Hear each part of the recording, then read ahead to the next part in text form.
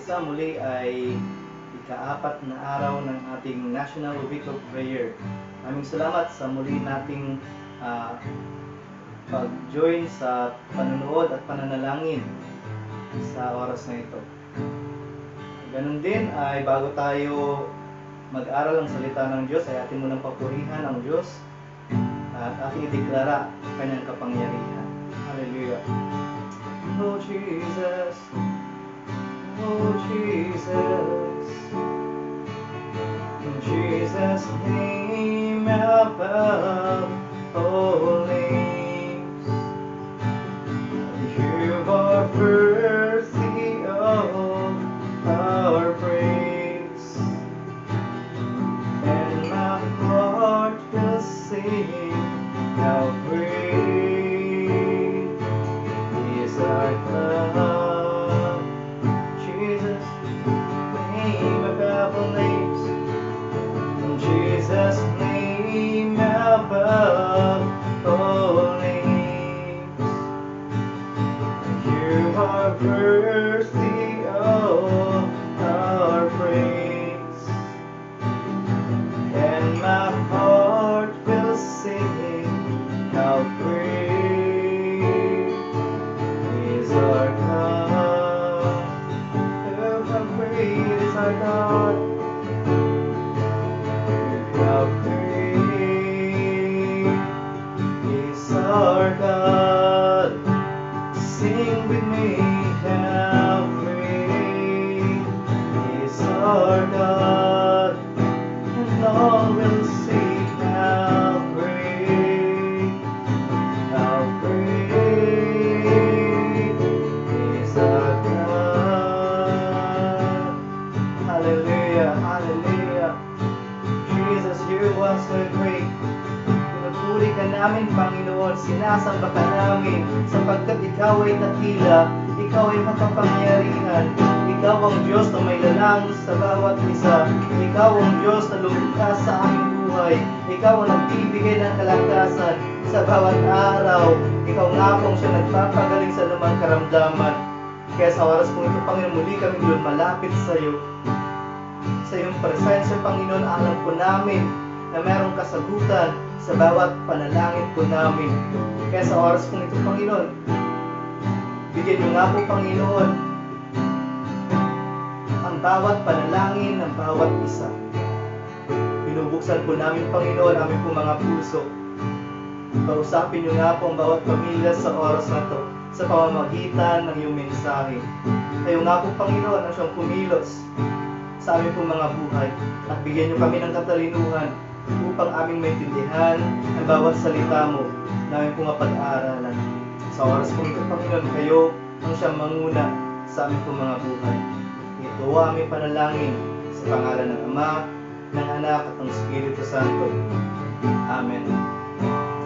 Amen. So, right now we are going to study the Word of God. Ang title po ng ating pag-uusapan sa oras na to is Hope in Times of Impossibility. Ano bang sinasabi natin pag sinabi natin impossibility? Ito yung mga pagkakataon na parang walang solusyon. Ito yung pagkakataon na parang wala na tayong mapagkuhanan ng tulong. So that is the impossible things na parang ang hirap ng solusyonan or mga kalagayan sa buhay natin na walang kasagutan. So, ano ba yung patungkol dito? So in Job chapter 42 verse 2, I know that you can do all things. No plans of yours can be thwarted. Si Job mismo, sinabi niya na walang imposible sa Diyos. Sa pagkakataon ng mga possible things, walang imposible sa Diyos. So paano nasabi ni Job ito? Ano ba yung kalagayan ni Job during that time? Ano ba yung nangyari sa buhay ni Job? So first, what was the condition of Job when he encountered impossible situation? Maaring sa mga pagkakataon na ito, yung bawat naranasan ni Job ay nararanasan natin sa oras na ito. So ano ba yung mga naranasan ni Job na parang imposible na? Mga pagkakataon na parang hindi inaakala na mangyayari. So first is being poor. Encountered being poor in what way? From prosperity to poverty. nawala lahat ng ari-ari niya, lahat ng properties niya nawala. Nasunog yung kanyang mga alagang hayop, na nakaw, pinatay yung kanyang mga tauhan. So, lahat ng mga property ni Job ay nawala. At napakahirap nun para sa kanya. Bakit? Kasi mayaman siya, prosperous siya. Pero here comes, sa isang iglap, nawala lahat ng mga bagay na pinapahalaga niya.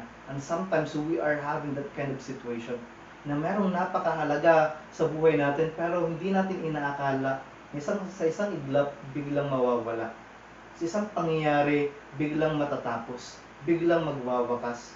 So kagaya sa buhay ni Job, maybe we are not poor in wealth or in currency, but sometimes we are poor in other aspect. So, parang imposible na maibalik yung dating kayamanan or yung dati na meron tayo. Sapagkat nawala ito at napakahirap lalo na sa panahon ni Job. Sabay-sabay na nawala lahat. So, that is when Job encountered this impossibility, he became poor. Nung pang nangyari, he became sick. Nagkaroon siya ng sakit at kakaiba ito. From being strong to having sores. Nagkaroon siya ng sugat mula ulo hanggang talampakan. So, yung iba sinasabi nila it's leprosy, but no. Sinabi ng Bible, it is sores. Nagkaroon siya ng sugat mula ulo hanggang talampakan. Kakaiba itong sakit na ito. And because of it, ay nahihirapan siya. Sa katunayan, siya na lang ay nahihiga sa ash or sa abo. Ganun yung kalagayan ni Job during that time. Mula sa pagiging healthy, ay nagkaroon siya ng sakit. And sometimes, that is impossible. Marami sa panahon natin ngayon, bakit tayo nagkasakit samantalang tama naman yung vitamino na tinitake natin? Bakit tayo nagkasakit? Mayaman naman. Malakas naman tayo. Bakit tayo nagkaroon ng ganitong karamdaman? Tayo naman ay may kalusugan. Sometimes we are having that kind of condition na parang imposible. This is the impossible thing na malakas ka, but here comes suddenly ay nanghina ka. So that is the condition of Job when he encountered this impossibility. He became sick. Third, he became alone. Mag-isa. Anong ibig sabihin nito? During the time na na-encounter niya this impossibility, itong mga imposibleng pangyari na ito, namatay ang kanyang mga anak. Sudden death, dumating ang malakas na buhawi at nasira yung kanilang bahay at natabunan yung kanyang mga anak. So, parang imposible na mangyari ito. Kasi masaya yung pangyari, sila ay kumakain, sila ay masaya, but here comes suddenly this impossibility came into their life at namatay lahat ng kanyang mga anak. Paano pa siya naging alone dyan? Actually, meron siyang buhay na asawa. Yun nga lang, yung kanyang asawa, imbes na suportahan siya, ay sinabihan na lang siya na i-blame mo na, i-curse mo na ang Diyos, isumpa mo na ang Diyos para mamatay ka na. And that is being alone. Ano pang nangyari dyan? Meron din siya mga kaibigan. Dumating na yung kaibigan niya. Sinamahan siya, umupo ng 7 days, umupo lang, walang salita. Pero after ng 7 days, sinisi na nila si Job na nangyayari yan sa'yo kasi makasalanan ka. Na nangyayari yan sa buhay mo kasi may ginawa kang mali. So, instead na encourage nila si Job, here comes their pointing finger to him. Sila mismo na mga kaibigan ni Job. So, may mga pagkakataon na kagaya ng gano'n. Maybe there are someone watching this video na namatayan, just like kay Job. Or maybe, di ka nga namatayan, may mga kasama kang mga tao, andyan yung mga kaibigan mo, andyan yung pamilya mo, pero still, you feel being alone. Bakit? Wala din yung encouragement. You feel being alone. Bakit? Kasi hindi mo ramdam yung pakialam, hindi mo ramdam yung malasakit ng tao. So, that is the feeling of Job during that time. From living with people to being on his own.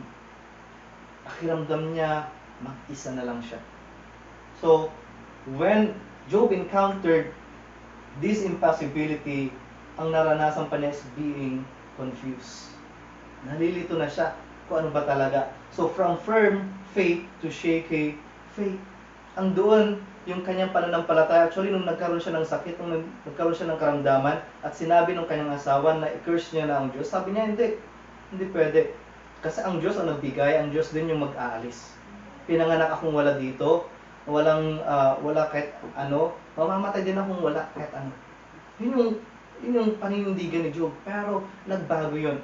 During the time na nakikipag-usap siya sa mga kaibigan niya, nagkaroon ng roller coaster emotion at na-confuse si Job. At to the point na biniblame niya na ang Diyos. Up to the point na sinasabi niya, bakit yung mga masasama, magaganda pa yung buhay nila?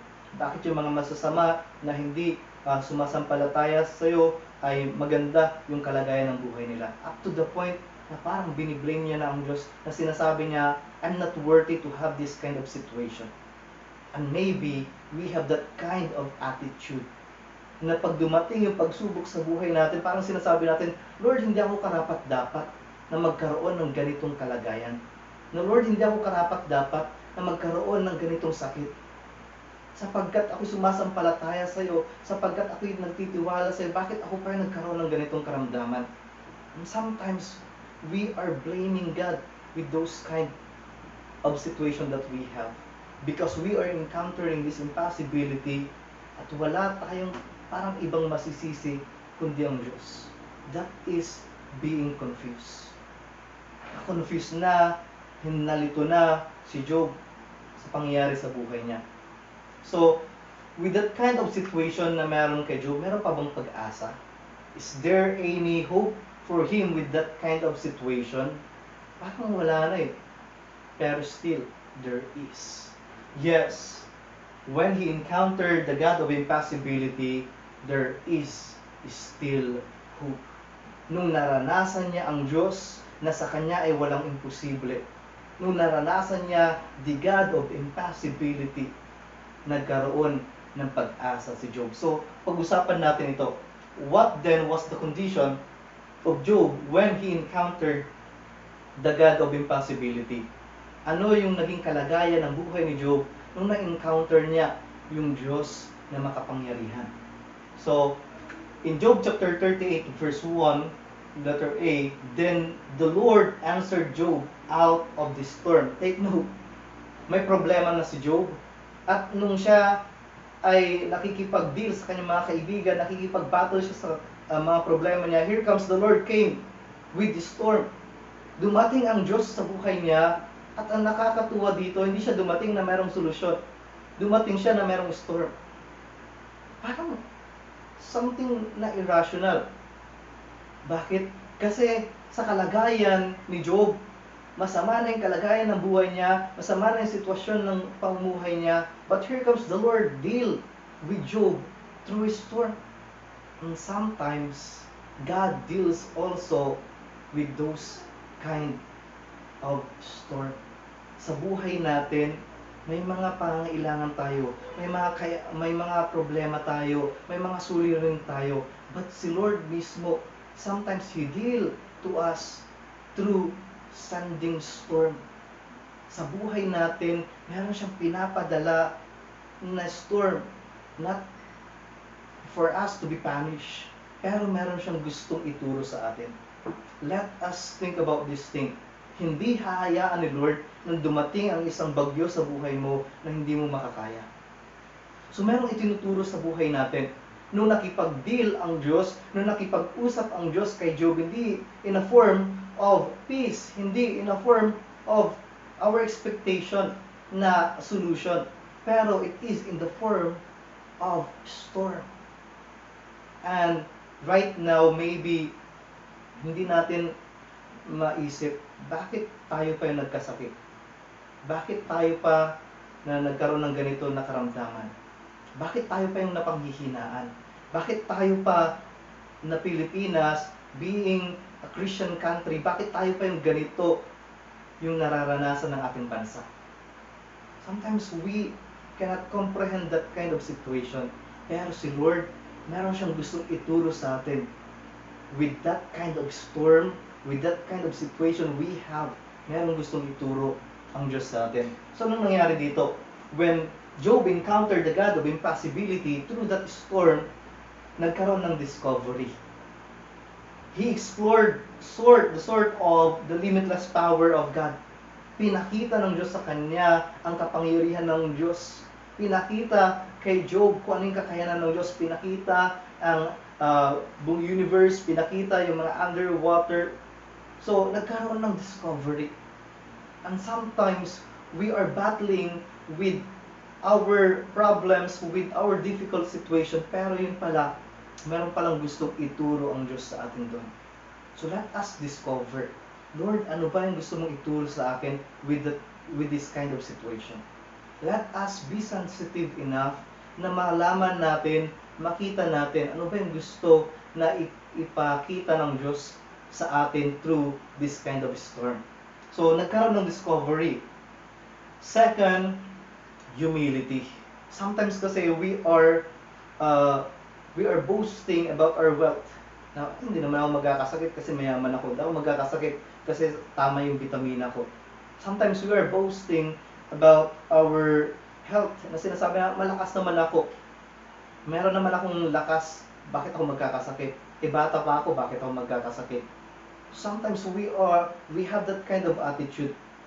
So the Lord deal with us, nakikipag-usap ang Diyos sa atin through storm. To solve that kind of attitude, deal ang Diyos sa atin through sickness. May sinasabi ang Diyos sa atin, meron siyang mensahe para sa bawat isa sa pamamagitan ng ganitong sakuna. So just like with Job, biniblame niya ang Diyos, hindi ako karapat-dapat na magkaroon ng ganito na karamdaman. Hindi ako karapat-dapat na ganito yung kalagayan ng buhay ko. Kasi mabuti akong tao. Bakit yung mga masama, sila pa yung magaganda yung kanilang buhay? Yun yung kiniklaim ni Job. But suddenly, the Lord came to deal with him through a storm at pinakita ng Diyos lahat ng kapangyarihan niya, a sort of kapangyarihan niya. Then sinabi ng Diyos, kaya mo ba na hawakan ang buong universe kahit isang araw lang? Kaya mo ba na i-control ang lahat ng ito? Lahat ng pangyari na ito, kahit isang araw lang. Then here comes Job. Replied, okay, Lord, hindi na ako magsasalita. Wala akong kakayanan, just like yours. So, nandoon yung humility. Every time that we are encountering the presence of God, tinuturuan tayo ng Diyos na magpakababa. Tinuturuan tayo ng Diyos na magpakumbaba. Nang sa ganun, makita natin, maranasan natin yung kanyang kapangyarihan sa buhay natin. So, humbleness in the presence of God. Third, dependency. So, because of this kind of situation na naranasan ni Job, pinakita ng Diyos ang kanyang kapangyarihan, nakipag-usap siya kay Job, ang Diyos mismo nakipag-usap kay Job through that storm, at ang naging response ni Job, Lord, alam ko lahat ang magagawa mo. Naging dependent siya. So God is dealing with us through this kind of sickness. Through this COVID-19, meron siyang itinuturo sa atin. Meron siyang gustong ipakita sa atin. Gusto niya na tayo magpakababa. Gusto niya na tayo ay dumepende ulit sa Kanya. Sapagkat kahit tayo'y tinanggihan na ng doktor, kahit tayo'y tinanggihan na ng medisina, kahit tayo'y tinanggihan na ng ospital, ang Diyos kaya pa rin niya tayong pagalingin mula sa anumang karamdaman. Ang Diyos kaya pa rin niya tayo na palakasin mula sa ating mga kahinaan. Kaya sa oras ito, let us depend on the power of God. So let us put our hope in the Lord. Sa kabila ng mga suliranin nating nararanasan, there is still hope. Every time that we depend on God, we put our hope to Him. Ibinibigay natin ang pag-asa natin sa Kanya. Tayo ay umasa muli sa Panginoon sapagkat siya'y nakikinig sa bawat panalangin natin. Then lastly, na nangyari dito is victory. Have breakthrough in all aspect of his life. Sa lahat ng nawala sa kanya, na ibalik ito doble-doble pa. So ganun din sa buhay natin. Maybe we all have that kind of condition, napaka-imposible naman na masolusyonan na itong ganitong kalagayan. Pero sa Diyos, walang imposible sa Kanya. Let us depend on Him. Magpakababa tayo. Hanapin natin kung ano yung tinuturo ng Diyos sa atin. And here comes, there is victory. Magkakaroon ng breakthrough sa kabila ng sakunan na nararanasan natin, sa kabila ng paglaganap ng malubhang karamdaman. Let us have this breakthrough coming from the Lord. So, in Job chapter 42 verse 10, after Job had prayed for his friends, the Lord made him prosperous again and gave him twice as much as he had before. Take note of that. Yung mga kaibigan niya na sinisisi siya, yung mga kaibigan niya na pinupoint nila yung fingers sa kanya, tinuturo siya na siya yung may kasalanan, siya yung may mali. Sometimes, kung tayo nandoon, bakit natin pagpipray yun? Nakapagpainit ng ulo. Pero, dun sa presensya ng Diyos, Job prayed for his friend. After he prayed for his friend, here comes the breakthrough. Here comes the victory. Here comes the solution. Maaari nandun tayo sa kalagayan na sinisisi natin ang gobyerno. Maaari nandun tayo sa kalagayan na humahanap kung sino ba talaga ang dapat sisihin. But instead of blaming people, why not pray for people? Instead of battling with our own country, with our own government, what if we battle against this COVID-19 through prayer? So sa oras na ito, let us pray for our government. Hindi natin kaaway ang government. Hindi natin kalaban ang government. Let us pray for God's intervention to our government. Hindi rin natin kaaway ang interagency na tinalaga ng government to protect us from the spread of this COVID-19. Hindi natin sila kaaway. What we need to do right now is to pray for them. And when we pray for other people, just like in the life of Job, when he prayed for other people, here comes God, answered his prayer and made him prosperous again. So we are going to have a breakthrough if we are going to be in the presence of God and praying for other people. Huwag tayong self-centered. Let us also pray for our nation. Let us also pray for those families affected with COVID-19. So, hope is in the presence of God. May pag-asa pag nandun tayo sa presensya ng Diyos. And prayer brings hope. Every time that we pray, nagkakaroon tayo ng pag-asa. So sa oras na to, let us be in the presence of God. Hallelujah. Oh Jesus.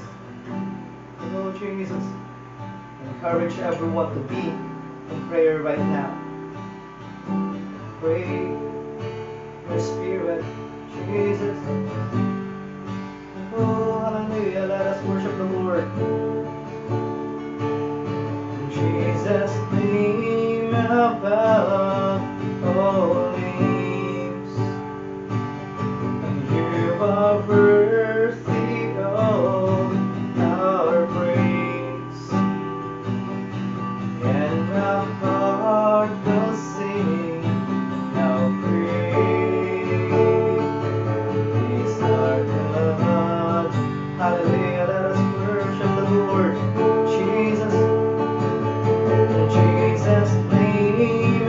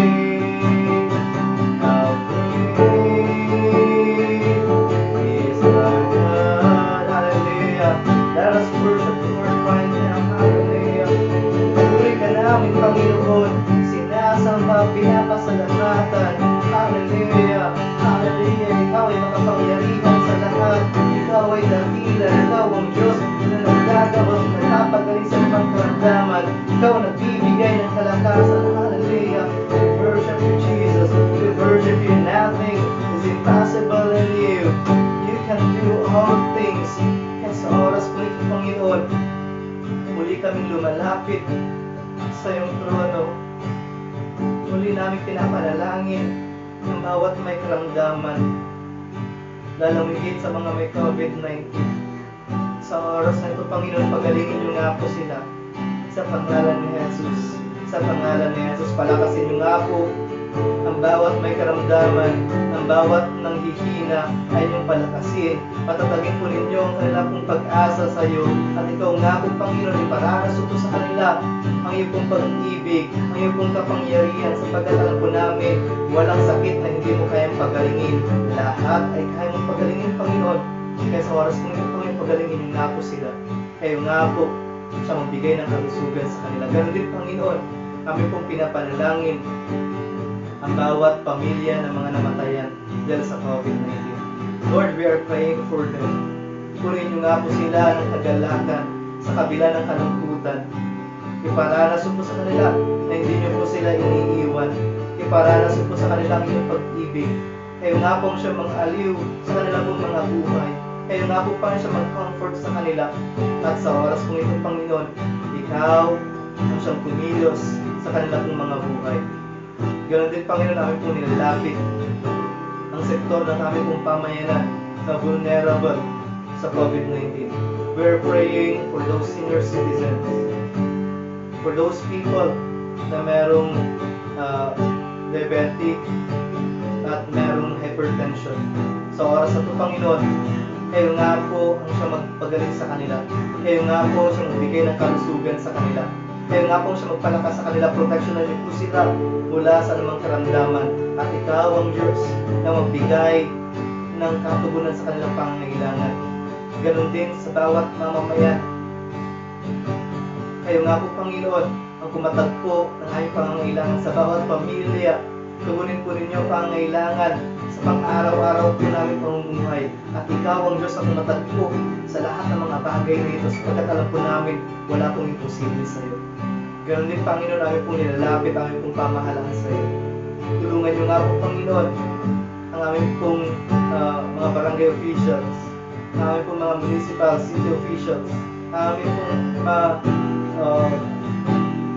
mga provincial officials, Lord God, ang aming pong gobernador, Panginoon, sa oras na ito. Tulungan niyo po sila, Panginoon. Bigyan niyo po sila ng kalakasan at katalinuhan ng galing sa iyo.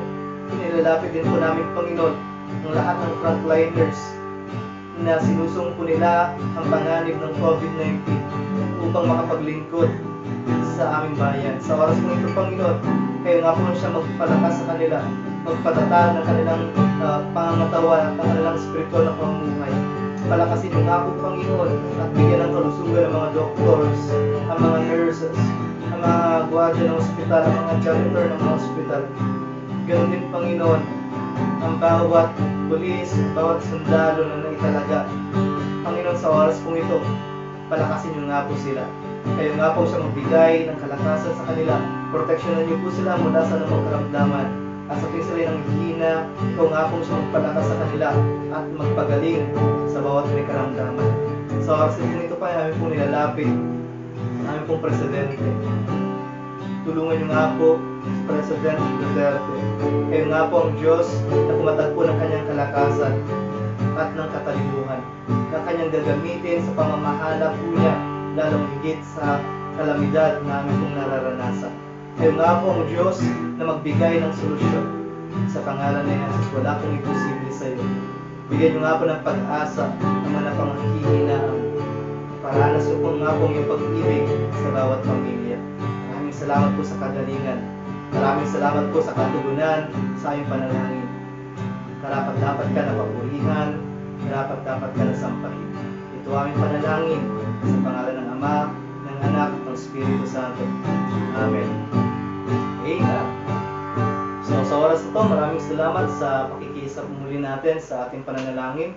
Ganoon din ay inaanyayahan ko ang bawat pamilya na magsama-sama tayo at manalangin.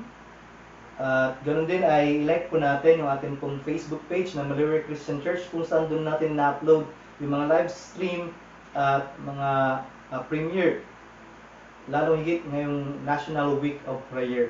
So Pati yung Sunday service natin ay doon din po natin ina-upload. So para ma-encourage pa tayo, para magkaroon tayo ng pag-asa sa pamamagitan ng salita ng Diyos, ugaliin po natin na manood, makinig at mag-engage dito sa ating pananalangin. Maraming salamat at God bless sa bawat pamilya.